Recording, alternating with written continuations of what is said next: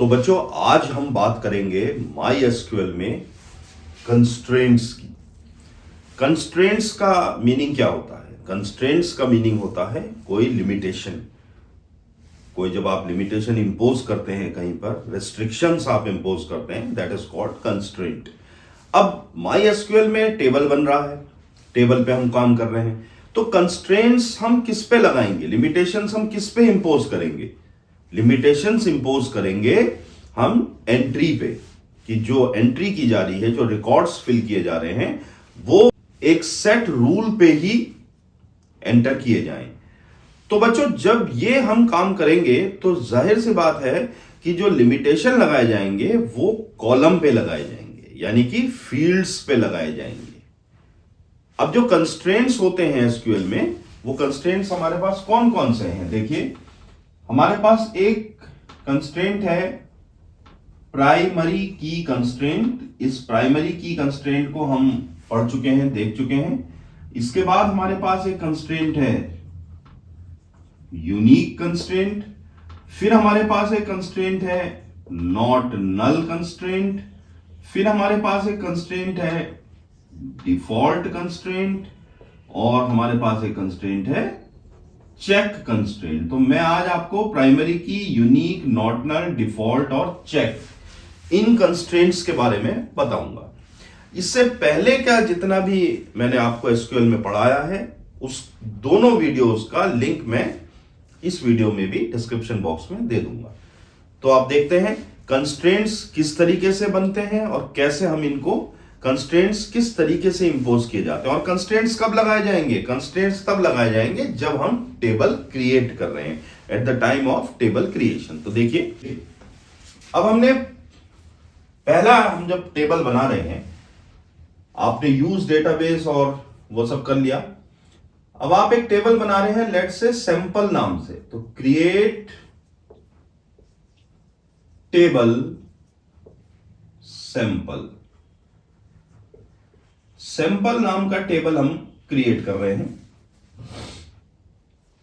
अब यहां देखिए, पहला जो हमारे पास कॉलम है दैट इज सैंपल आईडी। तो आप ले लीजिए उसको S_ID। इंटीजर टाइप हम लेना चाह रहे हैं, तो आपने डेटा टाइप दे दिया इंट। इसको हम प्राइमरी की बनाएंगे, तो आप यहां पर लिख सकते हैं प्राइमरी की, कॉमा। बच्चों ध्यान रखिएगा, किसी भी कॉलम की डेफिनेशन उस कॉलम के नाम और डेटा टाइप से पूरी होती है। अगर कोई कंस्ट्रेंट है तो उसके साथ कंस्ट्रेंट आता है। इन तीनों को लिखने में कहीं कॉमा नहीं आएगा, केवल स्पेस आएगा। और जब ये तीनों चीज पूरी हो जाएंगी तब कॉमा आएगा। इसका मतलब है कि एक कॉलम की डेफिनेशन कंप्लीट हो गई है। अब कॉमा आ गया, तो अब हम दूसरे कॉलम की डेफिनेशन पे जा रहे हैं। दूसरा कॉलम मान लीजिए हमारा है एस नेम, सैंपल का नाम क्या है। अब देखिए, नेम है तो वेरकेर ले लेते हैं। वेरकेर सपोज आपने ले लिया 50, ये इसका डेटा टाइप हो गया। अब हम चाहते हैं कि जो सैंपल का नाम है हमारा, वो खाली ना छूटे, क्योंकि प्राइमरी की तो खाली छूट ही नहीं सकती है, प्राइमरी की तो मेन की हो गई। अब सैंपल का नाम भी ऐसा ना हो कि हम खाली छोड़ दें, या ऑपरेटर जब एंटर करे तो उसको खाली छोड़ दे। तो यहीं पर कंस्ट्रेंट लगा देंगे। वो कंस्ट्रेंट कौन सा लगा रहे हैं आप? नॉट नल, नॉट नल, कि नॉट नल कंस्ट्रेंट आपने लगा दिया, so that at the time of entering no one can leave that name empty, वो नल नहीं होना चाहिए। अब यहां पर तीसरा जब हम देख रहे हैं, तीसरा कॉलम डेफिनेशन हमने ले लिया, लेट से सैंपल प्राइस। अब बच्चों, अभी तक हमने इंटीजर देखा, अब हम डेसिमल भी देखेंगे कि अगर हमने कोई डेसिमल्स में एंटर करना है तो क्या होगा। तो उसके लिए DEC डेसिमल होता है।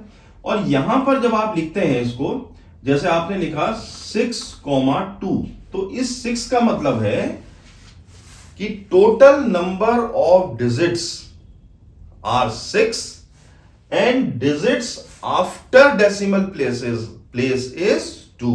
देखिए, जैसे आपने लिखा 1 2 3 4, 0.00। तो टोटल नंबर ऑफ डिजिट्स 1 2 3 4 5 6 हो गई। Digits after decimal place 2 6,2। इस तरीके से इसको डेसिमल को लिखा जाता है। इसको अगर आपको ज्यादा करना है तो आपने मान लीजिए आप चाहते हैं कि एक डिजिट और लिखें तो 7,2, कम लिखें 5,2, इस तरह से आप इसे कर सकते हैं। तो डेसिमल वैल्यूज को ये होल्ड करेगा एस प्राइस। अब आप चाहते हैं कि मेरा जो सैंपल का प्राइस है वो किसी भी हालत में जो है क्या कहते हैं खाली ना छूटे। तो नॉट नल की बात नहीं है, लेकिन आप कहते हैं कि भाई खाली भी ना छूटे और बाय डिफॉल्ट वो 1,000 रुपए का तो हो ही। अगर कोई सैंपल का प्राइस नहीं आता है तो 1,000 रुपए अपने आप आ जाए। तो उसके लिए आपके पास कंस्ट्रेंट है डिफॉल्ट। तो आप यहां पर क्या दे रहे हैं, देखिए डिफॉल्ट 1,000। तो अब होगा क्या, आपने देखिए नॉट नल नहीं दिया। हो सकता है कई बार क्या है कि eight the time of entering हमारे पास किसी सैंपल का प्राइस नहीं है हमारी प्राइस लिस्ट में, तो ऑपरेटर एंटर कर देगा प्राइस लिस्ट पे नहीं है, उसको छोड़ देगा। तो जब वो छोड़ देगा तो छोड़ सकता है क्योंकि यहां पर आपने नॉट नल नहीं दिया है। अब वो छोड़ देगा तो ऑटोमेटिकली 1,000 वहां पर सब्स्टिट्यूट हो जाएगा क्योंकि आपने डिफॉल्ट प्राइस क्या बनाई है 1,000। एंड बाद में आप उसको चेंज कर सकते हैं। ये मैं आगे की वीडियोस में दिखाऊंगा कि कैसे आप उसको चेंज कर रहे हैं। तो ये हो गया आपका डिफॉल्ट कंस्ट्रेंट। अब आपने दिया यहां पर एस क्वांटिटी QTY। अब एस क्वांटिटी आपका इंटीजर टाइप का बन गया। अब आप उसमें कंस्ट्रेंट दे रहे हैं चेक कंस्ट्रेंट। अब देखिए बच्चों, चेक में आपने क्या कहा, चेक में आपने कहा कि मैं कोई भी सैंपल एंटर कराऊंगा तो उसकी जो क्वांटिटी है वो 50 से कम मैं नहीं लूंगा। तो आपने क्या कर दिया, check sample quantity greater than 50। तो at the time of entering अगर आप उसकी क्वांटिटी में 50 डाल रहे हैं तो ठीक है, 50 से कम कोई भी क्वांटिटी डाल रहे हैं वो एक्सेप्ट नहीं करेगा। मींस उसमें एक चेक लगा दिया आपने कि उसमें एंट्री कुछ भी हो लेकिन 50 से ज्यादा ही हो, ये कर दिया। अब मान लीजिए सैंपल क्लाइंट की सैंपल हम किससे ले रहे हैं उसका नाम हम लिख रहे हैं यहां पर varchar 20 और यहां हम लगा देते हैं यूनिक, मतलब क्लाइंट जो है डुप्लीकेट ना हो, तो वहां आपने यूनिक लगा दिया। तो एज एन एग्जांपल मैंने आपको सारे कंस्ट्रेंट यहां पर दिखा दिए।